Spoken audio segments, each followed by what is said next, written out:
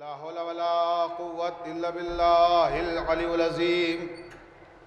أعوذ بالله من الشيطان اللعين الرجيم.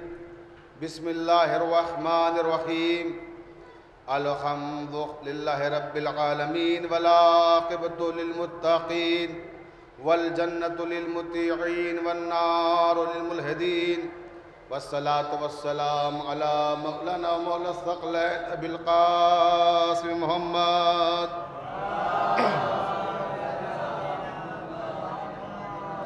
وآلہ الطیبین الطاہرین المعصومین المظلومین ولعنۃ اللہ علی اعدائہم اجمعین من یومنا ھذا الی قیام یوم الدین. اما بعد، قال اللہ تبارک و تعالی فی کتابہ المبین. بسم اللہ الرحمن الرحیم. سبحان الذی اسری بعبدہ لیلا من المسجد الحرام الی المسجد الاقصی. صلوات پڑھ دیں محمد والا.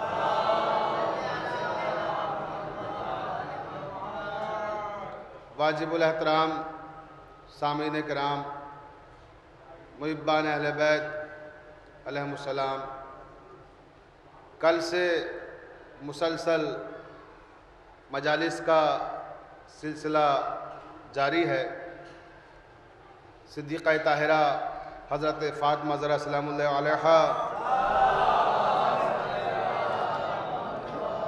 کی شہادت کی مناسبت سے جو بیت الحزن کمیٹی نے حسینیہ بیت الحزن دلہی پور میں سہ روزہ مجالس کا اہتمام کیا ہے، ہندوستان کے نامور خطبہ علماء مجالس کو خطاب فرما رہے ہیں.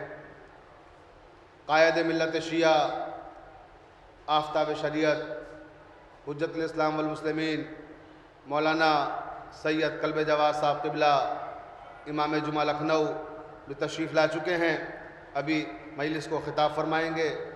شیر ہندوستان مولانا غضنفر عباس توسی صاحب قبلہ بھی تشریف لا رہے ہیں، راستے میں ہیں، وہ بھی ابھی پہنچنے والے ہیں، مجلس کو خطاب فرمائیں گے. مسلسل عظمت فاطمہ زہرا سلام اللہ علیہا پر گفتگو کی جا رہی ہے. میں نے جس آیہ مبارکہ کو سرنامہ کلام قرار دیا ہے وہ بڑی مشہور آیت ہے جس سے آیہ معراج کہا جاتا ہے، جس میں پروردگار عالم ارشاد فرما رہا ہے کہ سبحان الذی اسری بعبدہ لیلا من المسجد الحرام الی المسجد الاقصی. پاک و پاکیزہ ہے وہ ذات جو اپنے نبی کو راتوں رات مسجد حرام سے مسجد اقصی تک لے کر گئی. یعنی اللہ نے اس میں معراج کا تذکرہ کیا پیغمبر کی، اور بتایا کہ میرا نبی کس طرح سے عرش اعظم تک پہنچا. اب قرآن کی دوسری آیت میں ارشاد ہوا کہ وَاسْأَلْ مَنْ أَرْسَلْنَا مِنْ قَبْلِكَ مِنْ رُسُولِنَا. یہ اس وقت آیت نازل ہوئی کہ جب سرکار رسالت مآب حضرت محمد مصطفیٰ صلی اللہ علیہ وسلم شب معراج عرش اعظم پر پہنچے. تو جب عرش اعظم پہ پہنچے تو تمام انبیاء رسالت مآب کے استقبال کے لیے موجود تھے. آدم پے تعظیم رسالت مآب کھڑے ہو گئے، نوح پے تعظیم مصطفیٰ کھڑے ہو گئے، ابراہیم پے تعظیم مصطفیٰ کھڑے ہو گئے، اسماعیل پے تعظیم مصطفیٰ کھڑے ہو گئے. 1,23,999 پیغمبر رسالت مآب کی تعظیم کے لیے کھڑے ہوئے ہیں. اور اللہ نے ارشاد فرمایا کہ وَاسْأَلْ مَنْ أَرْسَلْنَا مِنْ قَبْلِكَ. اے میرے حبیب، اب ذرا ان سے پوچھو تو صحیح کہ ہم نے انہیں نبوت کیوں عطا کی ہے. ذرا پوچھو ہم نے انہیں کیوں نبی بنایا ہے. لیکن عزیزان محترم، یہاں گفتگو روک کر ایک جملہ کہنا چاہتا ہوں کہ نبی نے سوال کیا، انبیاء نے جواب دیا، قرآن نے بیان کو محفوظ کر دیا. مگر یہاں جملہ روک کر یہ عرض کرنا چاہتا ہوں کہ ذرا تدبر فرمائیے، تفکر فرمائیے اس مرحلے پر کہ یہ سارے انبیاء آدم سے لے کر عیسیٰ تک کے یہاں موجود ہیں. اور جب رسالت مآب تشریف لائے تو سارے نبی پائے تعظیم کھڑے ہو گئے، آدم بھی کھڑے ہو گئے تعظیم کے لیے، نوح بھی کھڑے ہو گئے تعظیم کے لیے، ابراہیم بھی کھڑے ہو گئے تعظیم کے لیے، اسماعیل بھی کھڑے ہو گئے تعظیم کے لیے، شموئیل بھی کھڑے ہو گئے تعظیم کے لیے، یونس بھی کھڑے ہو گئے تعظیم کے لیے، ادریس بھی کھڑے ہو گئے تعظیم کے لیے، یعقوب بھی کھڑے ہو گئے تعظیم کے لیے، یوسف بھی کھڑے ہو گئے تعظیم کے لیے، موسیٰ بھی کھڑے ہو گئے تعظیم کے لیے، عیسیٰ بھی کھڑے ہو گئے تعظیم کے لیے۔ یعنی جس نبی کی تعظیم کے لیے 1,23,999 پیغمبر کھڑے ہو جائیں اسے کہتے ہیں محمد مصطفیٰ۔ توجہ دیکھیں میں کیا عرض کر رہا ہوں کہ جس کی تعظیم کے لیے 1,23,999 پیغمبر کھڑے ہو جائیں اسے محمد مصطفیٰ کہتے ہیں، اور خود محمد مصطفیٰ جس کی تعظیم کے لیے کھڑے ہو جائیں اسے فاطمہ زہرا کہتے ہیں۔ صلوات پڑھ دیں محمد و آل محمد پر۔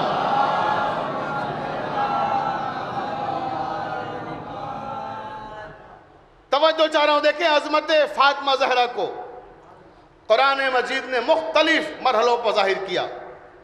میں نے عرض کیا تھا کہ اللہ نے کہا کہ وَاسْأَلْ مَنْ أَرْسَلْنَا مِنْ قَبْلِكَ مِنْ رُسُولِنَا، اے میرے نبی ذرا ان سے پوچھو تو صحیح کہ ہم نے انہیں نبی کیوں بنایا ہے۔ تو میرے نبی نے سوال کیا، یا ایھا النبیون لما بعثتکم، اے گروہ انبیاء کیا میں جان سکتا ہوں آپ کو اللہ نے نبوت کیوں دی ہے؟ آدم سے لے کے عیسیٰ تک کے 1,23,999 پیغمبروں نے یک زبان ہو کر کہا۔ صاحب عمدۃ البیان نے تحریر کیا کہ جب اللہ کے رسول نے پوچھا کہ ذرا یہ تو بتاؤ کہ آپ کو اللہ نے نبی کیوں بنایا ہے، آپ کو اللہ نے مبعوث کیوں کیا ہے، تو سارے نبیوں نے جواب دیا کہ ہم نے 3 ولایتوں کی گواہی دی ہے، اس لیے اللہ نے ہمیں نبی بنایا ہے۔ کہ کون کون سی ہیں وہ ولایتیں، تم نے کس ولایت کی گواہی دی ہے؟ تو کہا ہم نے کہا ہے کہ اشہد ان لا الہ الا اللہ، ہم نے کہا اشہد ان محمد رسول اللہ، ہم نے کہا ہے کہ علی ولی اللہ۔ جب ہم نے ان 3 ولایتوں کی گواہی دی ہے تو اللہ نے ہمیں نبی بنایا ہے۔ تو اب میں مسلمانوں کی خدمت میں عرض کرنا چاہتا ہوں کہ اے مسلمانوں، جب نبیوں کو علی کی ولایت کی گواہی دیے بغیر، توجہ چاہتا ہوں آخری آدمی تک، جہاں تک میری آواز آ رہی ہے، کہ جب نبیوں کو علی کی ولایت کی گواہی دیے بغیر نبوت نہیں ملی تو اے مسلمانوں آپ کو جنت کہاں سے ملے گی؟ صلوات پڑھ دیں محمد و آل محمد پر۔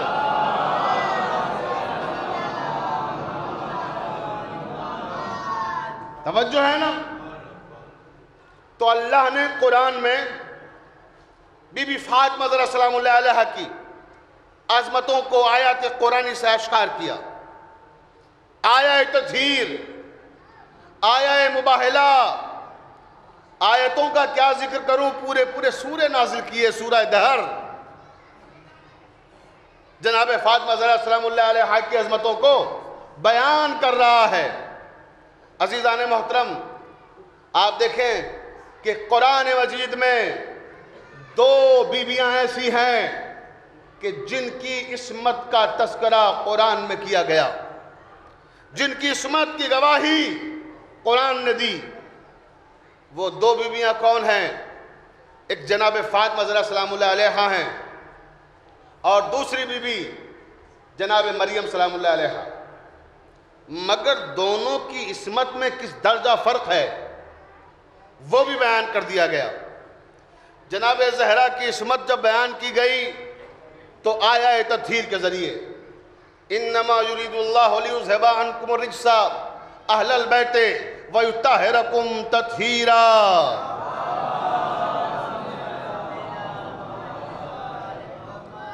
توجہ ہے، اللہ نے عصمت زہرا کا تذکرہ آیہ تطہیر میں کیا، اور مریم کے لیے اللہ نے سورہ آل عمران میں ارشاد فرمایا کہ یا مریم ان اللہ اصطفاک و طہرک واصطفاک علی نساء العالمین، اے مریم آپ کو اللہ نے تمام کائنات کی عورتوں میں سے منتخب کیا ہے اور پاک و پاکیزہ قرار دیا ہے۔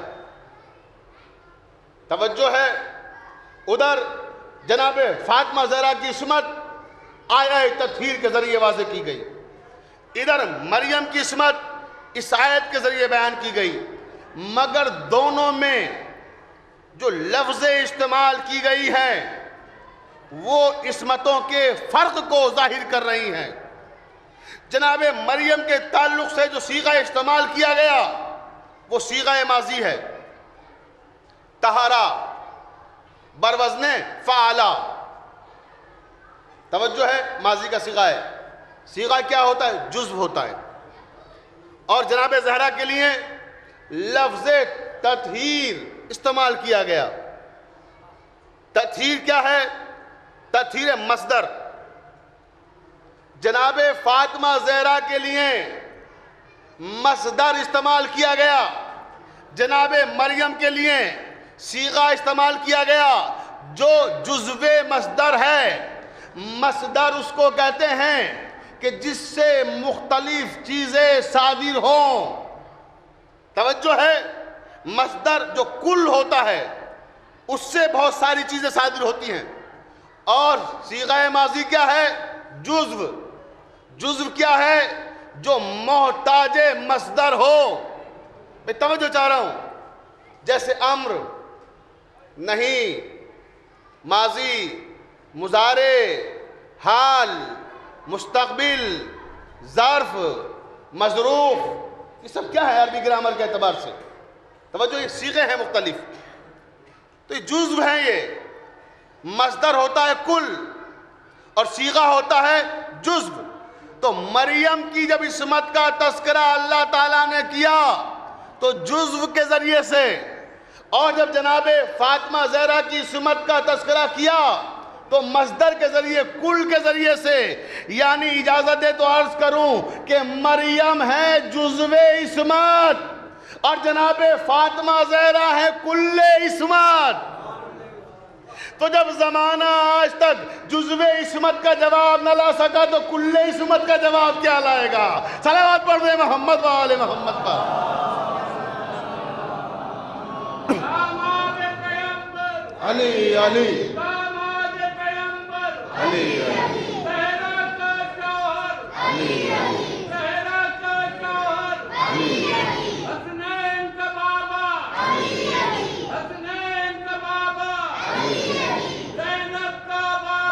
علی زینب کا بابا، علی عباس کا بابا، عباس کا بابا، اے فاتح خیبر، علی علی اے فاتح خیبر، علی علی اے ساقی کوثر، علی نعرہ حیدر۔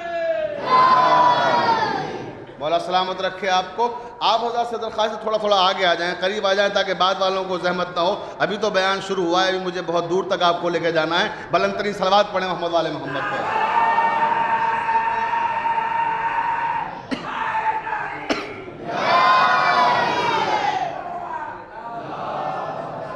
بہت توجہ عزیزان محترم، ابھی دل کھول کے نعرے لگائیے گا۔ ابھی میں تمہید کی منزلوں میں انشاءاللہ اس مرحلے تک لے کر آ رہا ہوں آپ کو۔ جب شوہر کی بات کیے تو چلیے آئیے اس طرف بھی آتے ہیں، عظمت بی بی زہرا کو بیان کرنے کے لیے پوری توجہ چاہ رہا ہوں۔ دیکھیں کہ جناب فاطمہ زہرا کی عظمت کو قرآن نے مختلف انداز میں بیان کیا۔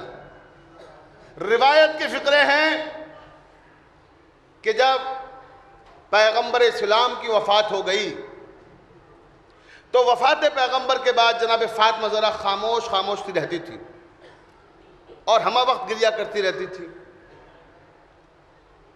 آپ نے علماء و افاضل سے سنا ہوگا اور کتابوں میں پڑھا ہوگا، یہاں تک مظالم کیے گئے جناب زہرا پر کہ باپ پہ رونے تک کی اجازت نہیں تھی۔ یعنی کتنی مظلومہ بی بی ہیں یہ۔ ابھی فضائل کی منزل میں ہوں، ذرا اس مرحلے پہ غور کیجئے گا تو راوی کہتا ہے کہ ایسے لمحات میں جب جناب زہرا بہت اداس ہوتی تھیں تو مولا کائنات کچھ کوشش کرتے ان کا دل بہلانے کا، دل جمعی کرتے، کچھ ادھر ادھر کی ایسی باتیں چھیڑتے جس سے بی بی کا ذہن ادھر سے ہٹ کے اس طرف آ جائے اور تھوڑا سا غم غلط ہو جائے۔ راوی کہتا ہے مولا کائنات تشریف لائے اور جب گھر میں آئے تو دیکھا بی بی زہرا کسی کام میں مصروف ہے، پکارا، آواز دی کہ فاطمہ زہرا، جی امیر المومنین۔ جناب زہرا تشریف لائیں، کہا بیٹھیے، بیٹھ گئے۔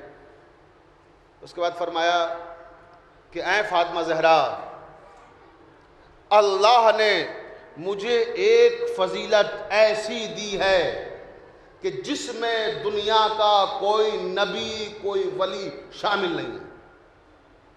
توجہ رہے آخری آدمی تک کہ یا زہرا، اللہ نے مجھے ایک ایسی فضیلت دی ہے کہ جس میں نہ کوئی نبی شامل ہے نہ کوئی ولی شامل ہے۔ تو بی بی زہرا نے پوچھا یا علی، وہ آپ کی کون سی فضیلت ہے کہ جس میں نہ کوئی نبی شامل ہے نہ کوئی ولی شامل ہے؟ یعنی وہ اعزاز آپ کو اللہ نے دیا ہے کہ جس میں نبی بھی کوئی شامل نہیں ہے، ولی بھی کوئی شامل نہیں ہے۔ تو فرمایا بی بی آپ نے سورہ صاد کی آیت تو پڑھی ہے نا؟ کہ یا علی کون سی آیت؟ کہ یہ والی آیت، یا ابلیس ما منعک ان تسجد لما خلقت بیدیا۔ توجہ چاہ رہا ہوں، دیکھیں آخری آدمی تک، انشاءاللہ آپ کے جذبہ ایمانی کو آسمانوں تک لے کے جانا ہے، پوری توجہ۔ کہ یا علی ہاں یہ آیت تو میں نے پڑھی ہے۔ کہ اللہ نے اس میں ارشاد کیا فرمایا کہ ابلیس تجھے کس چیز نے روکا اسے سجدہ کرنے سے جسے میں نے اپنے دونوں ہاتھوں سے بنایا تھا۔ توجہ ہے، جناب آدم کا تذکرہ ہو رہا ہے کہ جب تمام فرشتے سجدے میں جھک گئے الا ابلیس، تو اللہ نے کہا کہ اے ابلیس تمہیں کس چیز نے روکا سجدہ کرنے سے؟ جب ساری مخلوق سارے فرشتے سجدہ ریز ہو گئے تو تم کیوں سجدے میں نہیں گئے؟ تمہیں کس چیز نے روکا سجدہ کرنے سے؟ اور پھر تم نے اسے سجدہ نہیں کیا جسے میں نے اپنے دونوں ہاتھوں سے بنایا تھا۔ توجہ چاہ رہا ہوں، دیکھیں، یا ابلیسو ما منعکا، یا ابلیسو ما منعکا، یا ابلیسو ما منعکا۔ تمام کائنات کے مسلمان ہزاروں بار جب اس آیت کو پڑھتے ہیں تو کہتے ہیں یا ابلیسو، یا ابلیسو، یا ابلیسو۔ توجہ چاہ رہا ہوں، جہاں آپ کا ذہن لے جانا چاہتا ہوں وہاں تک پہنچے، یہ نہیں پہنچے کہ یہ عجیب فطرت کے لوگ ہیں، یا ابلیس کہنا پسند ہے، یا علی کہنے میں موت آتی ہے۔ صلوات پڑھ دیں محمد و آل محمد پر۔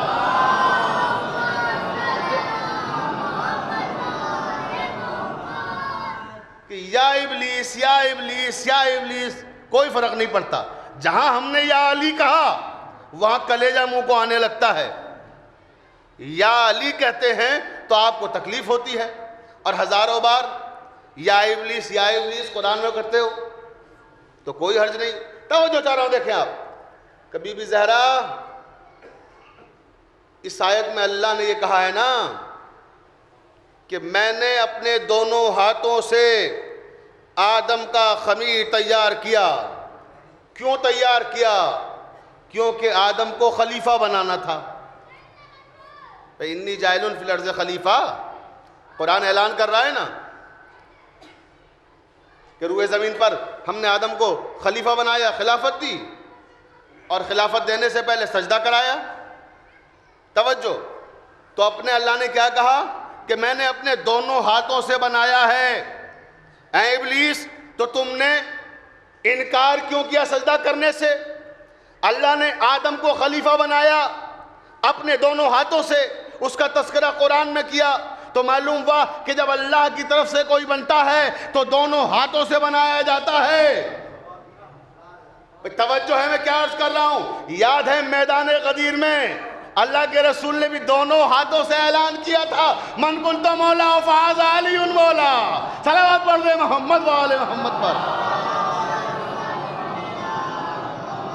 انور کا مولا، علی علی اکبر کا مولا، علی علی عیسم کا مولا، علی علی عیسم کا مولا، عیسیٰ کا مولا، عیسیٰ کا مولا، علی علی موسیٰ کا مولا، علی علی موسیٰ کا مولا، علی علی انجیل کا مولا، علی علی انجیل کا مولا، علی توریت کا مولا، علی علی توریت کا مولا، زبور کا مولا، علی علی زبور کا مولا، قرآن کا مولا، علی علی قرآن کا مولا، اے عرش کا مولا، سب مل کر جواب دیجئے۔ کا مولا، علی علی اے برج کا مولا، علی علی اے برج کا مولا، علی منبر کا مولا، علی علی منبر کا مولا، علی علی کعبے کا مولا،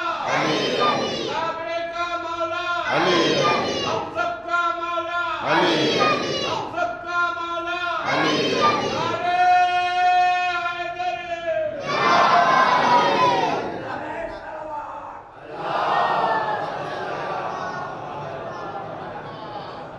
بھئی توجہ ہے نا عزیزان محترم، میں کیا عرض کر رہا تھا؟ پوری توجہ چاہ رہا ہوں، دیکھیں کہ اے فاطمہ زہرا، اے فاطمہ زہرا، ایک فضیلت ایسی ہے کہ جس میں کوئی نبی کوئی ولی شامل نہیں ہے۔ کہ یا علی وہ فضیلت کون سی ہے اب یہ تو بتائیے؟ کہا سنی نا ابھی اللہ نے کہا کہ میں نے اپنے دونوں ہاتھوں سے آدم کا خمیر تیار کیا۔ اب میں مسلمانوں کے 73 فرقے ہیں ان سے انتہائی ادب و احترام کے ساتھ سوال کرنا چاہتا ہوں کہ مجھے یہ بتائیں کہ اللہ کے ہاتھ ہیں؟ توجہ ہے نا؟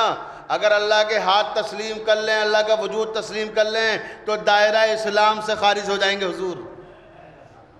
تو اللہ کے ہاتھ ہے نہیں، مگر عجیب معاملہ ہے کہ اللہ کے ہاتھ ہے نہیں اور اللہ اپنے ہاتھوں کا تذکرہ قرآن میں کر رہا ہے۔ توجہ ہے نا؟ تو پھر یہ ہیں کون ہاتھ؟ یہ کس کے ہاتھ ہیں؟ تو اس مرحلے پر پہنچ کر امیر المومنین نے اس عقدے کو منکشف کیا اور فرمایا، یہ اسرار کھول رہے ہیں عظمت اور رفتوں کے توحید کی۔ فرمایا، اے زہرا، اللہ نے جن دونوں ہاتھوں سے آدم کا خمیر تیار کیا ہے وہ دونوں ہاتھ میرے تھے۔ توجہ ہے نا؟ وہ دونوں ہاتھ۔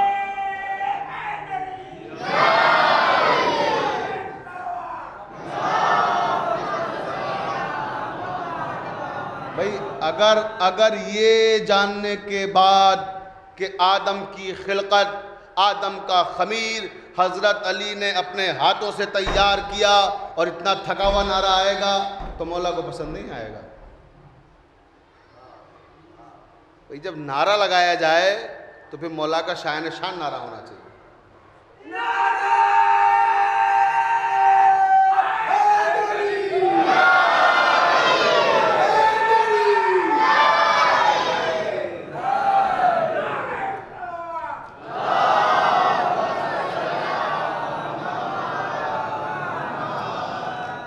زندہ باد، جزاک اللہ۔ کیونکہ علی کے ماننے والے ہو یا تو نعرہ لگاؤ، نہیں لگاؤ تو پھر علی کے جیسا لگاؤ جو حق بنتا ہے، کیونکہ علی کے معنی ہیں بلندی کے، تو پھر نعرہ بھی اتنا بلند ہونا چاہیے کہ آسمان تک تو جائے۔ توجہ ہے نا زانے محترم؟ ورنہ یہ کیا دلہی پور میں بیت الحزن میں نعرہ یہاں سے اٹھے یہیں دم توڑ دے؟ بھئی یہاں تو نعرہ پھر ایسا ہونا چاہیے فلک شگاف نعرہ کہ جو یہاں سے اٹھے، مرزا شفیق ذکر کر رہا ہے مولا کا، یہاں سے اٹھے اور ان کا شاگرد وہاں جبرائیل اپنے پروں پہ اٹھا کے لے جائے۔ توجہ ہے نا؟ وہاں جہاں ذکر ہو رہا ہے، اس لیے کہ یہ تو ذکر ویسا ہے جو ہر جگہ ہوتا ہے۔ اس کی محفلیں اور مجلسیں تو اللہ نے وہاں بھی سجائی ہیں، یہاں بھی سجائی ہیں۔ بلند ترین صلوات ارشاد فرمائیں محمد علیہ۔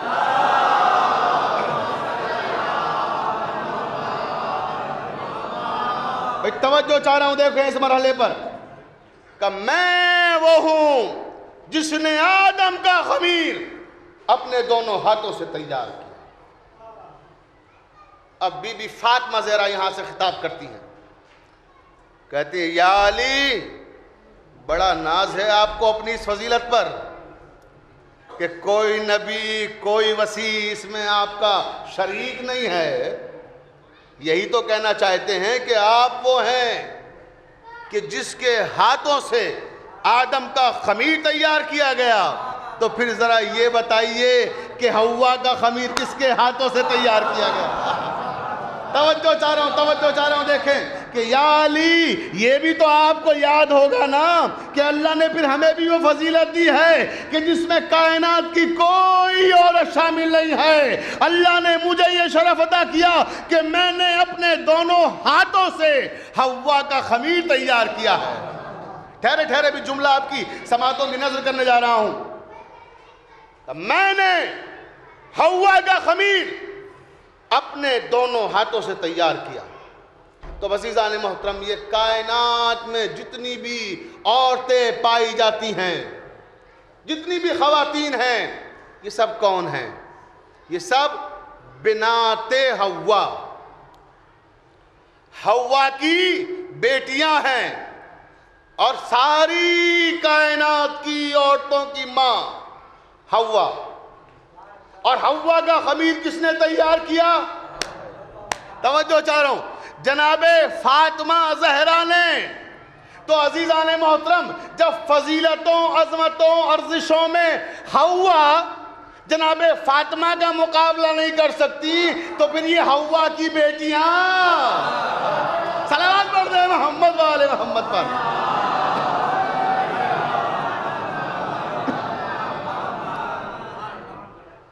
تو پھر یہ حوا کی بیٹیاں کیا مقابلہ کریں گی جناب فاطمہ زہرا کا؟ عزیزوں، ایک اور فضیلت کی طرف آپ کی توجہات کو مبذول کرانا چاہتا ہوں کہ جس طرح مولا کائنات نے فرمایا کہ کوئی نبی کوئی ولی میری اس فضیلت میں شامل نہیں ہے، ویسے ایک اور فضیلت بھی ہے مولا کی جس میں کوئی دوسرا شامل نہیں ہے۔ کائنات میں صرف ایک ہی شخص ہے جس نے منبر پہ بیٹھ کے دعویٰ کیا کہ سلونی سلونی۔ قرآن نے کہا تھا فسلو فسلو، پوچھ لو پوچھ لو، تو علی نے منبر پہ آگے کہا تھا کہ سلونی سلونی، میں ہوں، مجھ سے پوچھو جو چاہے پوچھو، میں زمین سے زیادہ آسمان کے راستے جانتا ہوں۔ مولا کائنات نے یہ دعویٰ منبر سے کیا، اور علی کے علاوہ کائنات میں کوئی ایسا نہیں ملے گا، نہ علی سے پہلے نہ علی کے بعد میں، جس نے یہ دعویٰ کیا ہو کہ جو چاہے پوچھ لو۔ اور اگر کسی نے یہ دعویٰ کرنے کی جرأت و گستاخی کی بھی تو یہاں بھی ذلیل ہوا، وہاں بھی ذلیل ہوا۔ توجہ چاہ رہا ہوں، دیکھیں تاریخ میں ایک شخص ایسا ملتا ہے کہ جس نے یہ دعویٰ کیا، علامہ سبط ابن جوزی۔ توجہ چاہ رہا ہوں آخری آدمی تک۔ اس نے اسی منبر سے، اسی مسجد سے جہاں امیر المومنین حضرت علی ابن ابی طالب علیہ السلام نے دعویٰ کیا تھا، اسی مسجد سے دعویٰ کیا، اسی منبر سے دعویٰ کیا۔ مسجد کوفہ وہی مسجد، وہی منبر، اور منبر پر ولی کی جگہ کون ہے؟ علامہ سبط ابن جوزی۔ کہتے سلونی سلونی، جو چاہے پوچھ لو مجھ سے، میں تمہارے ہر سوال کے جواب کے لیے یہاں موجود ہوں۔ راوی کہتا ہے کہ جس وقت یہ دعویٰ کیا گیا اس وقت وہاں ایک کثیر مجمع موجود تھا، عورتیں بھی وہاں موجود تھیں۔ اس نے دعویٰ کیا، ایک محب اہل بیت خاتون کھڑی ہو گئی. پوری توجہ چاہ رہا ہوں. محب اہل بیت خاتون کھڑی ہو گئی. ایک عورت کھڑی ہوئی اور کہا اے علامہ ابن سبط جوزی, تو میرے مولا کی نقل کرنے چلا ہے؟ توجہ, تو وہ دعویٰ کر رہا ہے جو میرے مولا نے کیا تھا. کہا تو کیا ہوا؟ کیا میں دعویٰ نہیں کر سکتا؟ اگر میرے پاس علم ہے تو میں کر سکتا ہوں. کہا سبحان اللہ, بہت اچھی بات ہے, اگر تمہارے پاس علم ہے تو تمہیں دعویٰ کرنے کا حق ہے, مگر میں اس بھرے مجمع میں اجازت چاہتی ہوں کہ پھر تم اپنے علم کا اظہار کرو اور میں سوال کروں. بڑی توجہ دیکھیں, آخری آدمی تک نوجوانوں, آپ کی خصوصی توجہ چاہ رہا ہوں. کہا سوال کرو. اس نے کہا میں سوال یہ کرنا چاہتی ہوں کہ یہ بتائیے علامہ صاحب, سلونی کا دعویٰ تو کیا ہے, بس ذرا اتنا بتا دیجئے کہ جب پہلے کا انتقال ہوا تھا تو حضرت علی کہاں تھے؟ توجہ, کہ مدینے میں جنازے میں آئے نہیں آئے. دوسرے کا انتقال ہوا تو حضرت کہاں تھے؟ کہ مدینے میں جنازے میں آئے نہیں آئے. تیسرے کا انتقال ہوا تو حضرت علی کہاں تھے؟ کہ مدینے میں جنازے میں آئے نہیں آئے. پوری توجہ چاہ رہا ہوں دیکھیں, کہ ایک نہیں تین افراد کا انتقال ہو گیا اور علی مدینے میں موجود تھے, جنازے میں نہیں آئے. تو ذرا اتنا بتا دو کہ تم خلافت راشدہ کے قائل ہو, 4 خلیفہ مانتے ہو, تو مجھے کوئی اعتراض نہیں ہے, تمہارا حق ہے, چاہے 4 کو مانو چاہے 12 کو مانو. توجہ ہے, یہی میں بھی کہتا ہوں کہ ہمیں کیا حق ہے کہ ہم دوسروں پہ اعتراض کریں, بھئی جس کا جی چاہے جس کو مانے. توجہ ہے نا. تو کہا مگر اتنا بتا دو کہ یہ 3 اور ایک یہ, کیا یہ دونوں صحیح ہیں تمہارے نزدیک؟ مجھے تو ایسا لگتا ہے کہ ان میں ایک حق پر ہے اور باقی باطل پر ہیں. کیسا کیسا کہہ سکتی ہو تم؟ کہ پھر یہ بتاؤ کہ آخر ایسا کیا مسئلہ تھا کہ علی مدینے میں موجود تھے. توجہ چاہ رہا ہوں, علی مدینے میں موجود تھے اور جنازے میں نہیں آئے. تو یا تو علی صحیح کہ جنازے میں نہیں آئے, یا پھر وہ صحیح جو مر گئے. تو یا تو انہیں صحیح مانو یا انہیں صحیح مانو. بھئی توجہ چاہ رہا ہوں, یا تو یہ صحیح یا وہ صحیح, دونوں صحیح نہیں ہو سکتے کہ ایک مر جائے دوسرا آئے بھی نہیں. تو جو نہ آئے وہ بھی صحیح, جو مر جائے وہ بھی صحیح. بھئی توجہ, یا تو یہ صحیح ہیں یا وہ صحیح ہیں. غصے میں آ گیا, جلال کے عالم میں کہتا ہے کہ کیا بےہودہ سوال کرتی ہو. توجہ رکھیے گا, آخری آدمی تک جہاں تک میری آواز جا رہی ہے, کہ یا تو یہ صحیح یا وہ صحیح, بول کون صحیح ہے. خاموش. کہ کیا ہوا تیرا سلونی کا دعویٰ؟ ابھی تو دعویٰ کر رہا, جو چاہے پوچھ لو. کہ ٹھہر, جب کوئی مرتا ہے, بہت توجہ چاہ رہا ہوں اس مرحلے پر, بڑا قیمتی نتیجہ دینے جا رہا ہوں. جب کوئی مرتا ہے تو چند اسباب ایسے ہوتے ہیں کہ انسان جنازے میں شامل ہوتا ہے.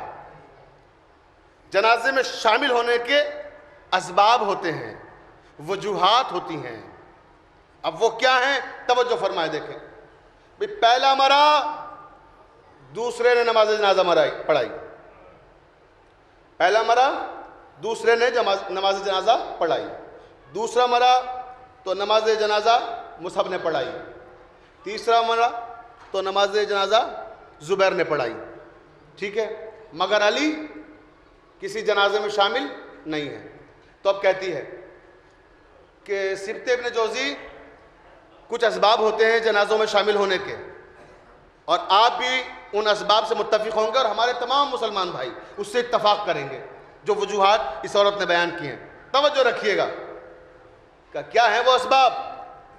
کہ جب کوئی مر جاتا ہے تو ہم اس لیے اس کے جنازے میں شامل ہوتے ہیں کہ وہ ہمارا ہم مذہب تھا. توجہ چاروں دیکھ, کہ یا تو ہم جنازے میں اس لیے شامل ہوتے ہیں کہ مرنے والا ہمارا ہم مذہب تھا، اور اگر ہم مذہب بھی نہیں ہے تو ہم جنازے میں اس لیے شامل ہوتے ہیں کہ وہ ہمارا ہم مسلک ہے۔ توجہ ہے، اگر کوئی مسلمان مر جائے تو ایک دوسرے فرقے کے لوگ جنازے میں چلے جاتے ہیں، یا پھر آپ جنازے میں اس لیے جاتے ہیں کہ ہمارا ہم مسلک ہے۔ اس کے بعد کہتی ہے یا پھر اس لیے جنازے میں جاتے ہیں کہ مرنے والا ہمارا رشتہ دار ہوتا ہے۔ توجہ ہے، کوئی رشتہ ہوتا ہے انسان تب بھی جنازے میں شامل ہوتا ہے، یا تو رشتہ دار ہو تب جنازے میں جاتا ہے انسان، یا ہم مذہب ہو تب جنازے میں جاتا ہے، یا ہم مسلک ہو تب جنازے میں جاتا ہے، یا پھر اگر ہمارا ہم وطن ہے، توجہ چاہ رہا ہوں، اور اچھا انسان ہے، اس کا مذہب کچھ بھی ہو، بھلے ہی وہ کافر کیوں نہ ہو، مگر ہم اگر انسان اچھا ہوتا ہے تو اس کی آرتی میں بھی شامل ہو جاتے ہیں۔ توجہ چاہ رہا ہوں، کیوں؟ کیونکہ انسان اچھا تھا۔ لوگ کہتے ہیں انسان اچھا تھا، تو معلوم ہوا کہ جنازے میں جانے کی جو وجوہات ہوتی ہیں، پہلی وجہ کہ رشتہ دار ہو، دوسری وجہ ہم مذہب ہو، تیسری وجہ ہم مسلک ہو، چوتھی وجہ اچھا انسان ہو۔ توجہ چاہ رہا ہوں، اس کا مطلب عورت کہتی ہے کہ اس کا مطلب نہ تو مرنے والے علی کے رشتہ دار تھے، نہ علی کے ہم مذہب تھے، نہ علی کے ہم مسلک تھے، اور حد ہو گئی اچھے انسان بھی ہوتے تو بھی علی چلے جاتے۔ صلوات پڑھ دیں محمد والے محمد پر۔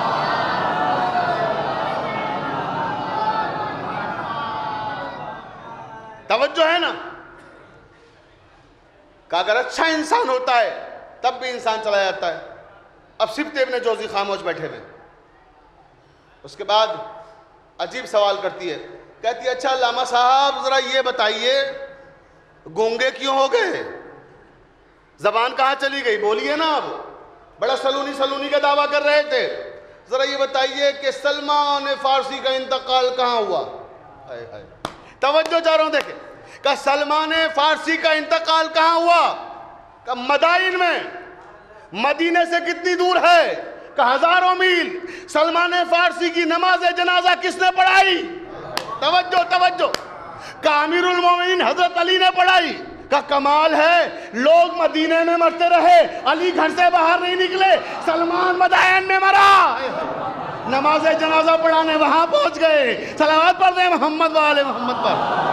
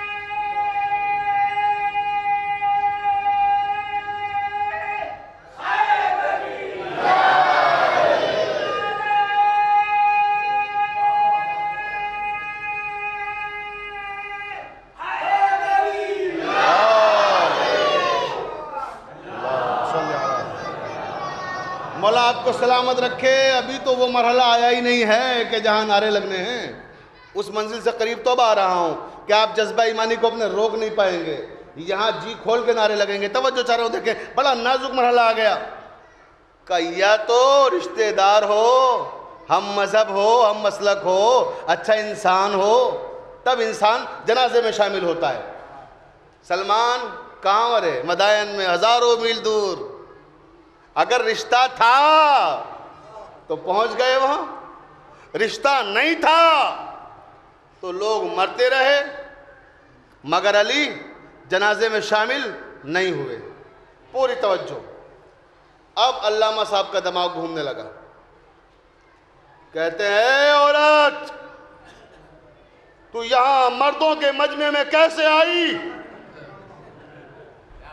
بڑی توجہ۔ اگر تو اپنی مرضی سے آئی ہے تو تجھ پر لعنت، اپنے شوہر کی مرضی سے آئی ہے تو اس پر لعنت۔ تجھے مردوں کے مجمع میں آنے کی اجازت کس نے دی؟ کہے سبط جوزی، ذرا اتنا بتا کہ ام المومنین جو جنگ جمل میں مردوں کے مجمع میں آئی تھی، اپنی مرضی سے آئی تھی یا شوہر کی مرضی سے آئی تھی؟ بول کس پہ لعنت بھیجے گا؟ ام المومنین پہ لعنت بھیجے گا یا شوہر پر؟ کہ شوہر پہ لعنت بھیجنے کی تیری اوقات نہیں ہے۔ صلوات پڑھ دینا محمد و آل محمد پر۔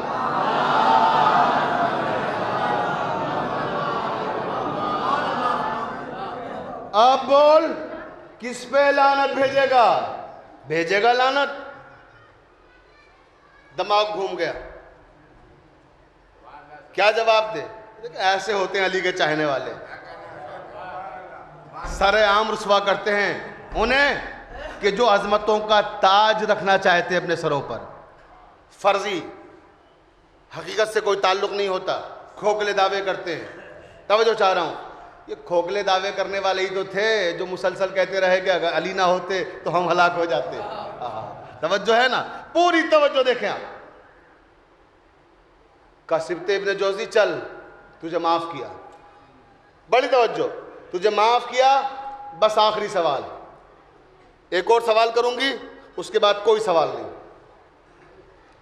کہتا ہے اے خدا کی بندی، اب کیا سوال کرنے والی ہے؟ اتنے سوال کر لیے، کوئی جواب نہیں۔ کہا نہیں نہیں، تم نے دعویٰ کیا ہے نا کہ سلونی جو چاہے پوچھ لو، جو چاہے پوچھ لو۔ چلو میں بہت دور جانے کی بات نہیں کرتی، یہیں کی بات کرتی ہوں جہاں ہو۔ کہ ذرا علامہ صاحب یہ بتائیے کہ آپ نے جو پگڑی سر سے باندھی ہوئی ہے، اس پگڑی میں بل کتنے ہیں؟ توجہ توجہ توجہ۔ کہ سرکار پگڑی کے بل بتائیے۔ پگڑی کے بل تو کیا بتاتے، علماء نے لکھا سر کے بل نیچے آ گئے۔ صلوات پڑھ دیں محمد و آل محمد پر۔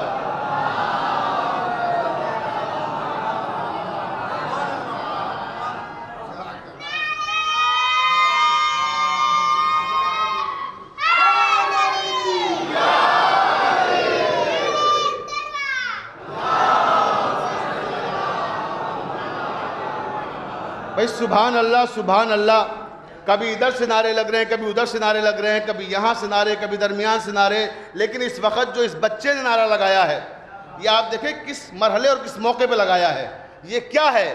یہ مجلسی تہذیب سکھاتی ہے۔ توجہ ہے نا کہ کہاں پہ نعرہ لگانا ہے اور کہاں پر نہیں لگانا۔ یہ شعور بھی بچوں کو ہمارے یہاں مجلسوں میں آنے سے آ جاتا ہے۔ یہ رزم و بزم کی باتیں ہیں، اس کو ہم سمجھتے ہیں۔ آخری آدمی تک توجہ چاہ رہا ہوں کہ یہ رزم و بزم کی باتیں ہیں، اس کو ہم سمجھتے ہیں۔ کہاں نعت نبی پڑھیے، کہاں نعت علی پڑھیے۔ یہ شعور ہمارے چھوٹے چھوٹے بچوں کو بھی ہوتا ہے۔ بس عزیزوں، اب گفتگو کو میں یہاں روک رہا ہوں، کیونکہ یہاں پہنچ کر مجھے ایک بہت اہم پیغام آپ تک پہنچانا ہے۔ دلہی پور کی تاریخی بستی سے یہ پیغام مجھے دینا ہے، کیونکہ انٹرنیٹ پر لائیو مجلس نشر ہو رہی ہے۔ گراف ایجنسی کہ میرے برادر عزیز جناب ابو ذر کنتوری صاحب یہاں موجود ہیں، اور یہ مجلس پوری دنیا میں سنی جا رہی ہے اور لوگ اسے دیکھ رہے ہیں، تو اس منبر سے پوری دنیا تک ایک پیغام پہنچانا ہے۔ توجہ چاہ رہا ہوں، دیکھیں کہ یہ مجلس سے ہمارے برادر عزیز حجت اسلام والمسلمین مولانا منتظر جعفری صاحب قبلہ نے جو قائم کی ہیں ان کا مقصد ہے ایک. یہ مجلسیں صرف روایتاً اور رسماً نہیں قائم کی گئی ہیں کہ یہاں پر آئیں ہم لوگ لکھنؤ سے اور پورے ہندوستان کے خطباء کو یہاں بلائیں اور قبلہ جعفری صاحب آپ کی مہمان نوازی کریں اور چلے جائیں. نہیں، یہاں مجلسیں اس لیے منعقد کی گئی ہیں کہ یہاں کوئی میسج دیا جائے، کوئی پیغام دیا جائے اور اپنی قوم اور ملت کے اندر تغیر اور تبدیلی لائی جائے. ان مجالس کا ایک مشن ہے، ایک مقصد ہے جس کی بنیاد پر یہ قبلہ جعفری صاحب نے قائم کی ہیں. تو وہ مشن اور مقصد کے تحت ایک پیغام آپ تک پہنچانا ہے اور ساری دنیا تک اس مجلس کے ذریعے سے پہنچے گا وہ پیغام. یہ جو سال چل رہا ہے ہجری اعتبار سے 1437 ہجری ہے. 15 جمادی الاول کو ہمارے چوتھے امام حضرت امام زین العابدین علیہ السلام کی ولادت ہوئی.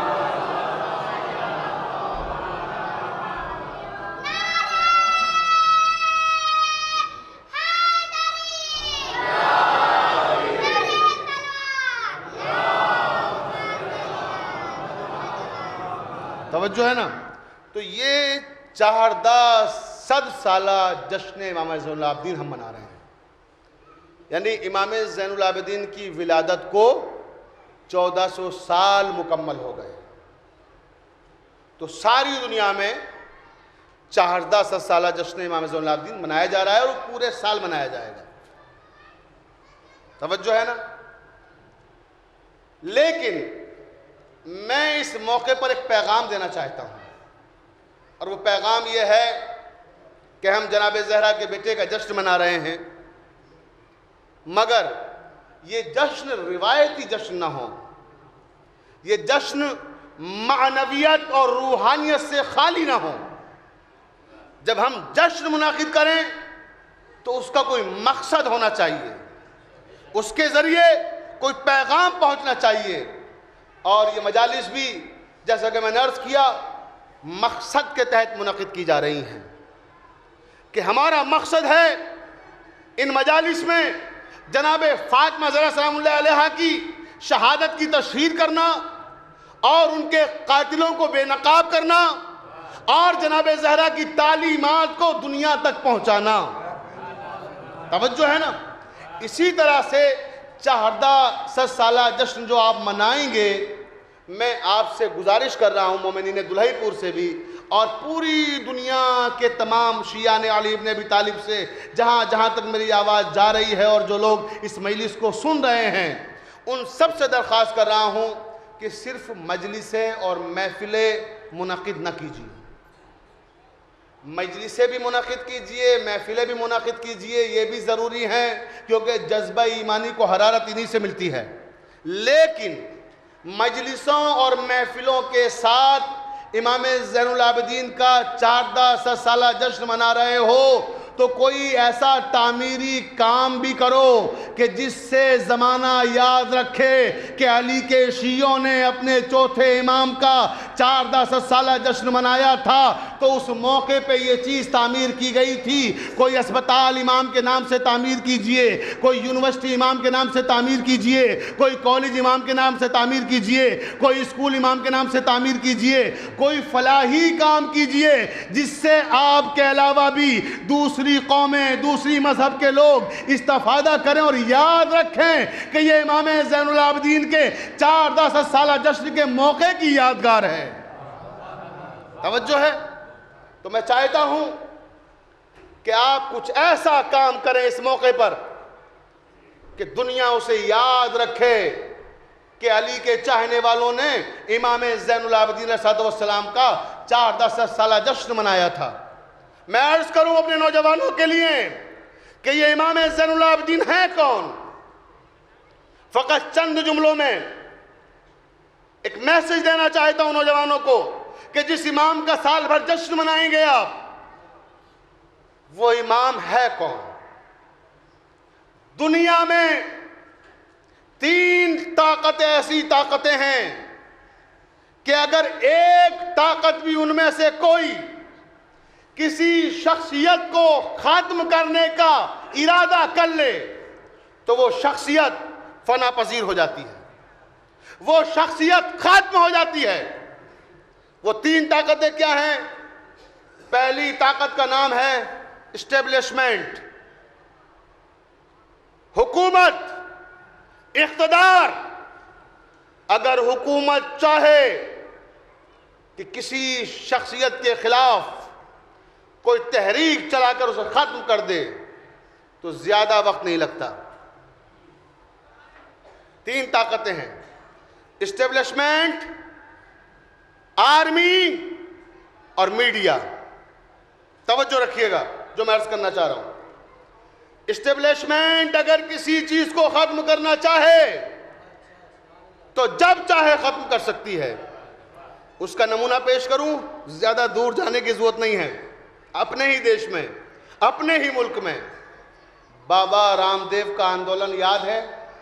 رام لیلا گراؤنڈ میں، توجہ ہے، کس کے خلاف تھا؟ اسٹیبلشمنٹ کے خلاف، حکومت کے خلاف۔ جب تک حکومت نے چاہا ایجیٹیشن چلتا رہا، احتجاج جاری رہا، اور جس دن حکومت نے یہ ارادہ کر لیا کہ اس ایجیٹیشن کو ختم کرنا ہے تو پھر ایک رات جسے جمہوریت میں سیاہ رات قرار دیا گیا، اس رات نے پورا نقشہ رام لیلا گراؤنڈ کا بدل دیا۔ وہی دھرم گرو جو لوگوں کے کاندھوں پہ سواریاں کر رہا تھا، صبح ہونے سے پہلے عورتوں کے لباس میں فرار ہونے پہ مجبور ہو گیا۔ یہ ہے اسٹیبلشمنٹ کی طاقت، یہ ہے حکومت کی پاور کہ جب وہ چاہتی ہے کسی کو ختم کرنا تو یوں ختم کر دیتی ہے۔ اب آئیے آرمی، دوسری طاقت کا نام ہے آرمی، فوج۔ اس کے لیے بھی زیادہ دور جانے کی ضرورت نہیں ہے، اپنے پڑوسی ملک میں دیکھ لیجئے۔ آرمی اپنی طاقت کا جب اظہار کرتی ہے تو جب چاہتی ہے پاکستان کی حکومت کو پلٹ دیتی ہے۔ توجہ ہے، جنرل ضیاء الحق نے اقتدار کو پلٹ دیا، آرمی کا چیف تھا نا، پریزیڈنٹ بن گیا۔ پرویز مشرف نے پلٹ دیا ملک کا تختہ، آ گیا، چیف ہونے کے باوجود پریزیڈنٹ بن گیا۔ یہ آرمی کی طاقت ہے کہ اگر آرمی چاہے تو جب چاہے تختہ پلٹ سکتی ہے حکومت کا۔ توجہ ہے، تو یہ دو پاورفل چیزیں، اسٹیبلشمنٹ، آرمی۔ تیسری چیز ہے میڈیا۔ میڈیا اتنی بڑی طاقت کا نام ہے کہ اگر چاہے تو کسی معمولی انسان کو ہیرو بنا دے، اور اگر چاہے تو ہیرو کو زیرو بنا دے۔ یہ میڈیا کی طاقت ہے۔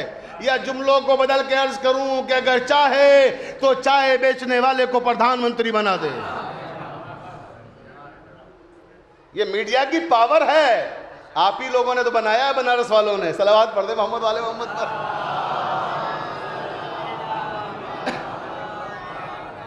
بھئی توجہ ہے نا، میڈیا نے بنایا ہے۔ میڈیا کتنی بڑی طاقت ہے کہ میڈیا چاہے تو حق اور سچ کو مسخ کر دیتی ہے، اور میڈیا چاہے تو باطل کو حق بنا کے پیش کر دیتی ہے۔ پوری توجہ چاہ رہا ہوں دیکھیں، تو میڈیا بھی ایک بہت بڑی طاقت ہے۔ اسٹیبلشمنٹ، آرمی، میڈیا، ان تینوں طاقتوں میں سے کوئی ایک طاقت بھی کسی کے خلاف ہو جائے تو اس کی شخصیت ختم ہو جاتی ہے۔ لیکن سلام بھیجو امام زین العابدین علیہ السلام پر کہ یہ تینوں طاقتیں بیک وقت امام زین العابدین کے خلاف تھی۔ اسٹیبلشمنٹ یزید کے پاس، آرمی یزید کے پاس، میڈیا یزید کے پاس، اس کے بعد بھی عظمتوں، رفتوں، ارزشوں کا کوہ گراں بن کر امام زین العابدین ایستادہ ہیں۔ تو یہ ایک معجزہ ہے۔ صلوات پڑھ لیں محمد و آل محمد پر۔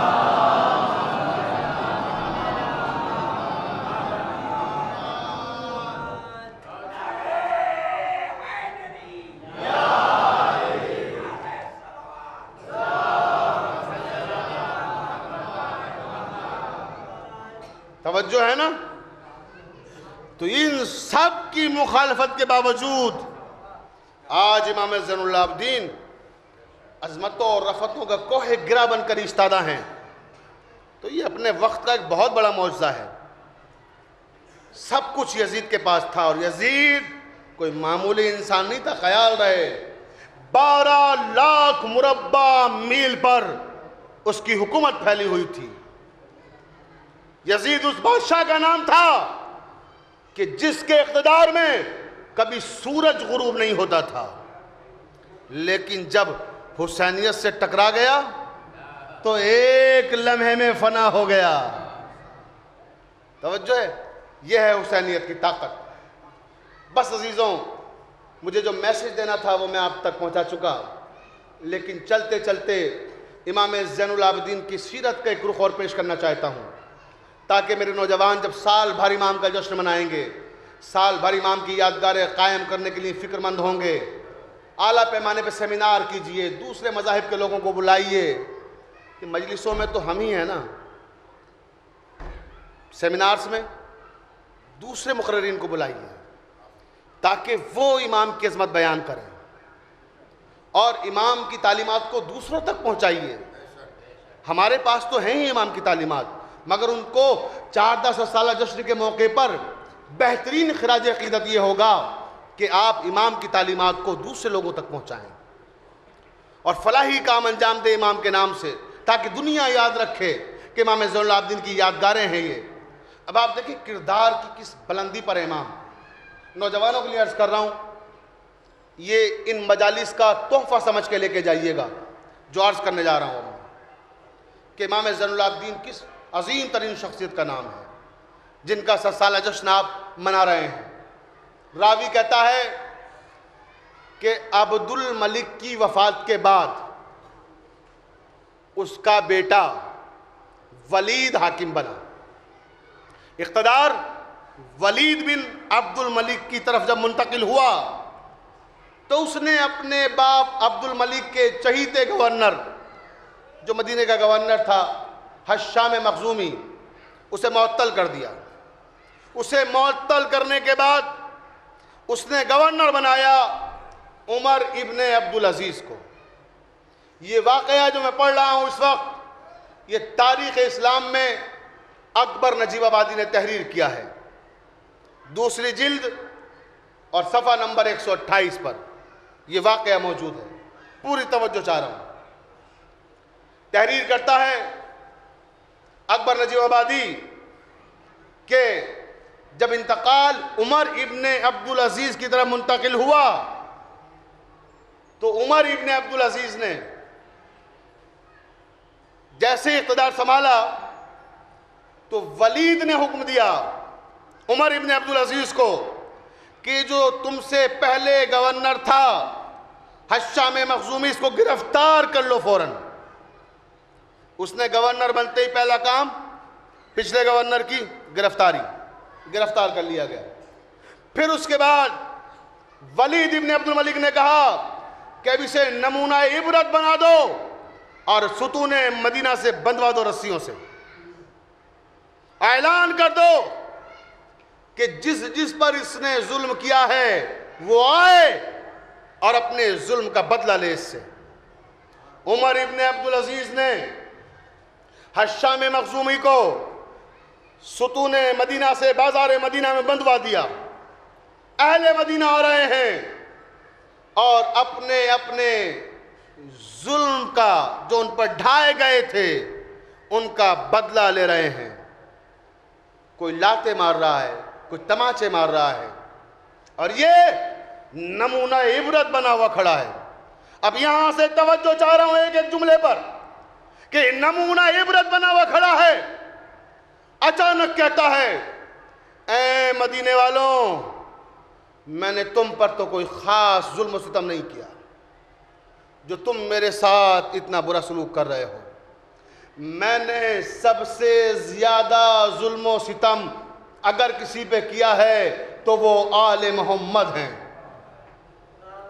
خاندان رسالت پر میں نے ظلم و ستم کیا ہے. تم پر تو معمولی میں نے مظالم ڈھائے ہیں. ان پر تو انتہا کر دی مظالم کی.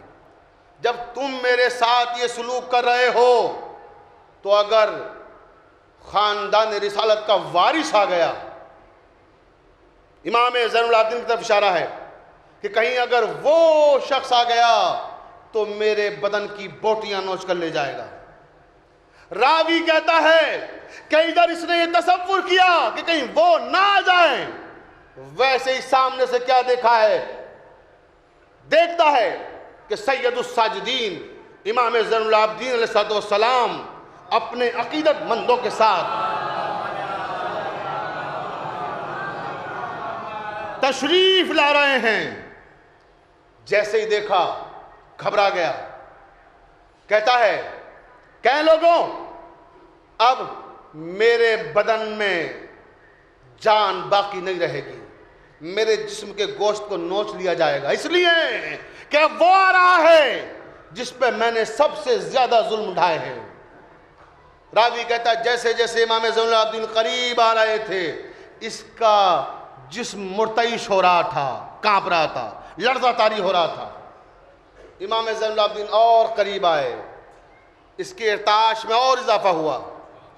جیسے ہی امام قریب آئے اب راوی کہتا ہے عجیب منزل پہ لے آیا آپ کو کہ امام زین العابدین نے اس کے شانے پہ ہاتھ رکھا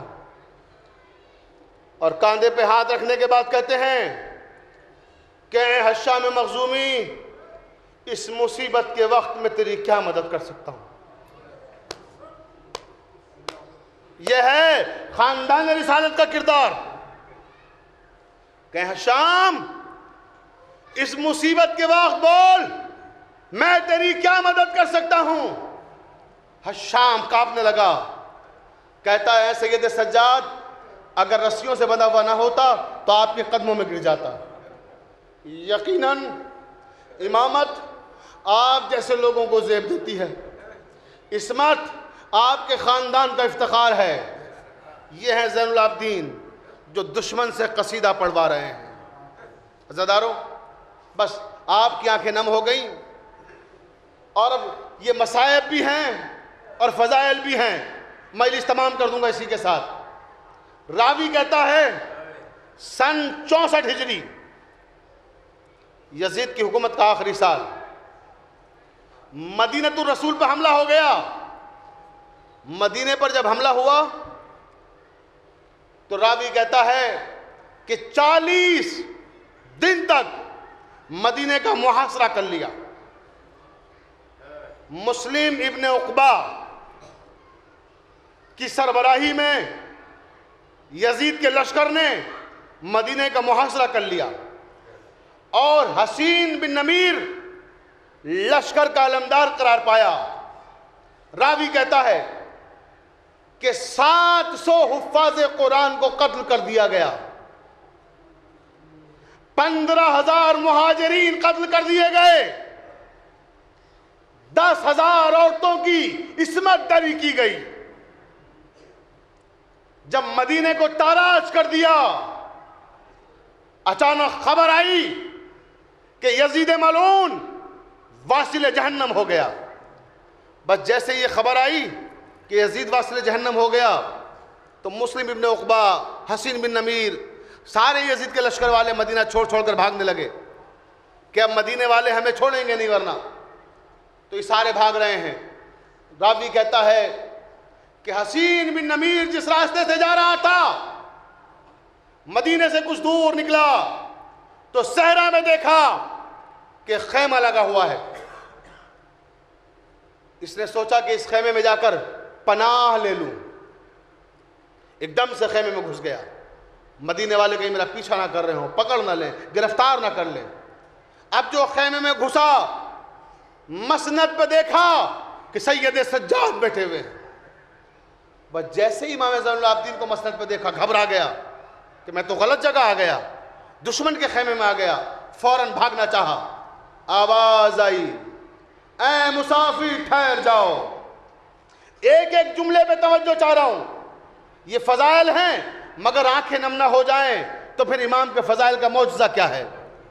یہ ساری زندگی بابا کو روتے رہے.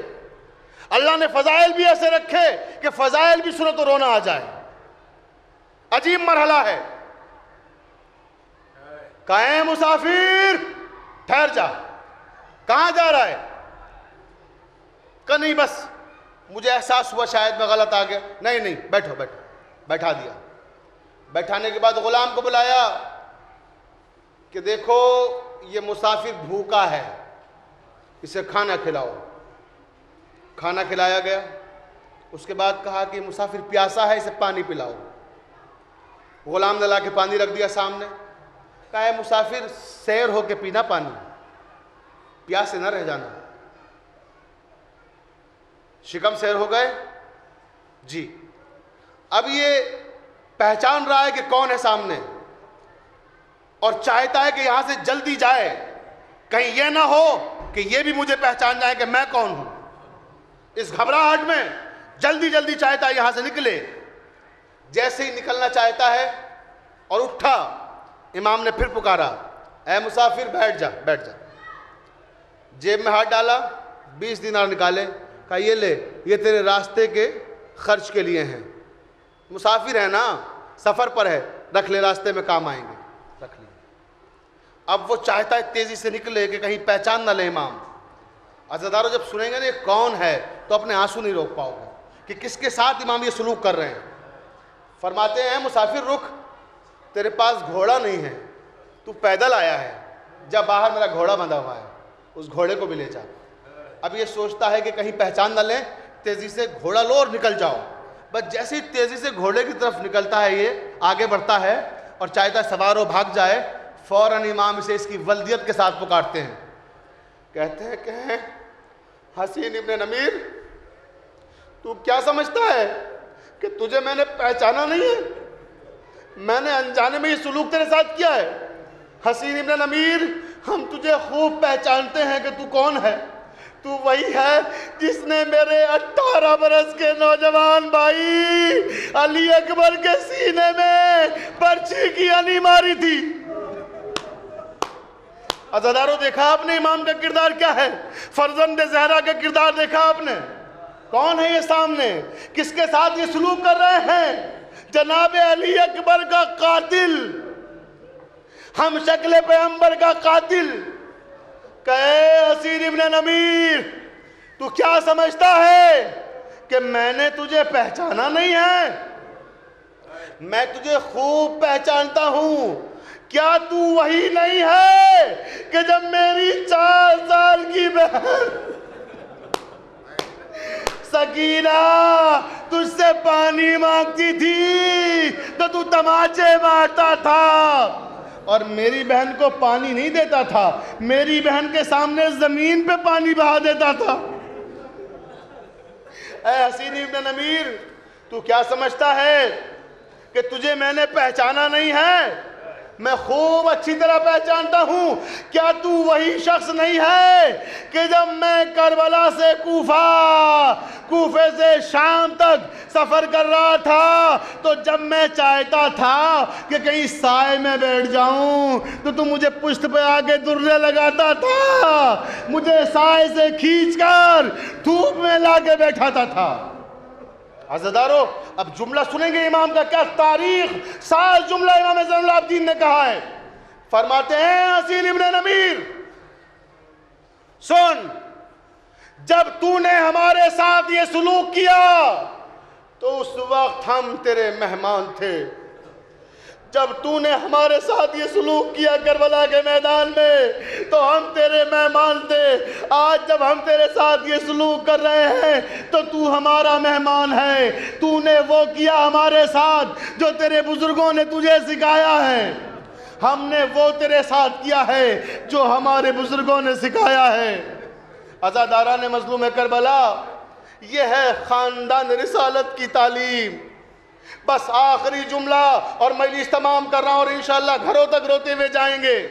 بی بی فاطمہ زہرا کی شہادت کی مجلسیں ہیں نا, جناب فاطمہ زہرا کے تعلق سے بس ایک جملہ کہہ کر مجلس کو تمام کر رہا ہوں. روایت کی فقرے ہیں کہ جناب زہرا اپنا حق مانگنے کے لیے دربار میں گئیں, مگر رسالت میں آپ کی تعلیمات کو فراموش نہیں کیا.